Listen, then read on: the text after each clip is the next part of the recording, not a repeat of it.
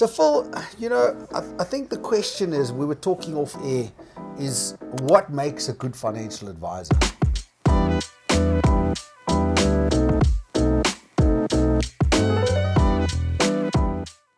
Like, subscribe if you want to see more of this content. Insurance Coffee with Nick today. Welcome, Phil. Welcome to the studio. Nice having you here. Phil is a well-accomplished financial advisor, employee benefits guru from Mont Blanc. He's been in the game for over 40 years and knows what it takes to be a good, great, awesome financial advisor. So Phil, I'm just going to come straight out with it. What makes a good financial advisor? And how do you pick who's looking after your life cover, your investments? I think basically anybody that's employing a financial advisor for the first time or a new relationship should actually ask such questions as, what are your qualifications? How long have you been in their business? What's your investment philosophy? And how are you going to take me down this journey? We were debating it off air.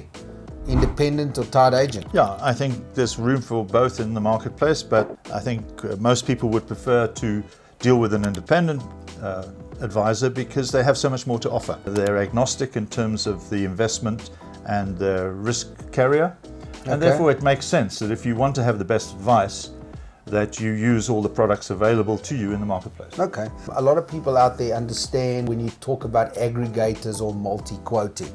Now, the independent financial advisor epitomizes being able to get a quote from many different places, many different carriers, different insurers, correct? But I think if you look at what the ideal investment or intermediary does, he looks at the individual situation first. So he would do an estate plan, for example, he would do assets and liabilities, and he would actually look at providing a solution.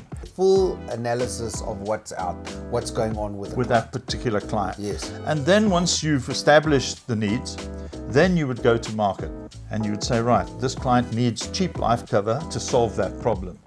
Or he needs comprehensive cover in a certain area, and being able to go to all the insurance companies. And also, what about taking into account pre-existing conditions? Correct. Some insurers don't like you if you've had a heart attack. At the end of the day, you do need to be flexible to match the right carrier with the client. Exactly. And then the premiums are right, and the cover is correct, and the clients are happy. And that's it. And okay, so that's important. Yeah. Okay. And then you got the investment portion. On the investment side, we get fees. So that's a negotiating which we do with our clients. So we say to them, right, we will look after your portfolio, or we will build a portfolio for you. And one of the important things that I believe is that we don't charge any upfront, because we don't get paid for stuff we haven't done. So I like that. Don't get paid for stuff you haven't done. You know, some very good investment houses out there are still charging a performance fee, and we try to explain that to the client. We disagree with that, guys. That's one of our philosophies. Do not pay a performance fee. Do not pay an upfront fee. Yeah. It's another thing we don't like.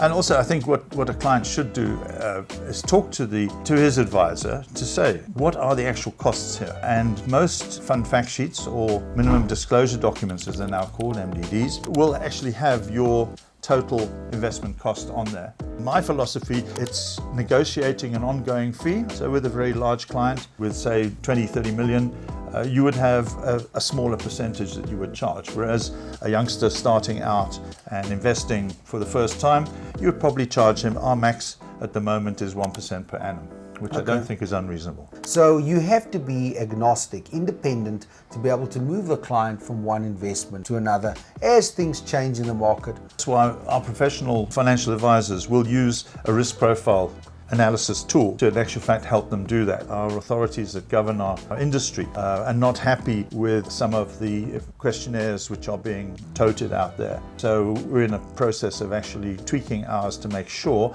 that it's actually very member-centric or very investment-orientated towards the client. So, Phil, you were talking about the difference between a financial advisor and what were you calling it? Well, we like to call it a financial coach for life.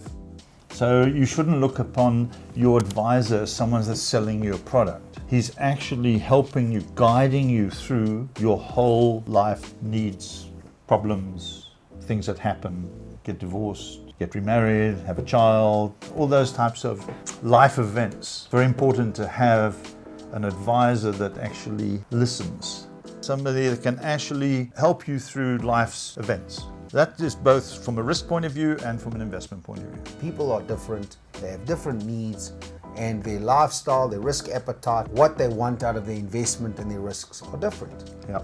So I want to just tell you, if you've been given the same old BS every year in and year out, click on the link below. It's time to change. Let's get independent. Call us, we'll give you an independent financial advisor. Thank you. So if you enjoyed what you saw here, we've got more videos. Go through to our channel and check out the other tips and tricks when it comes to insurance. We've got some really awesome content there. Thanks, guys.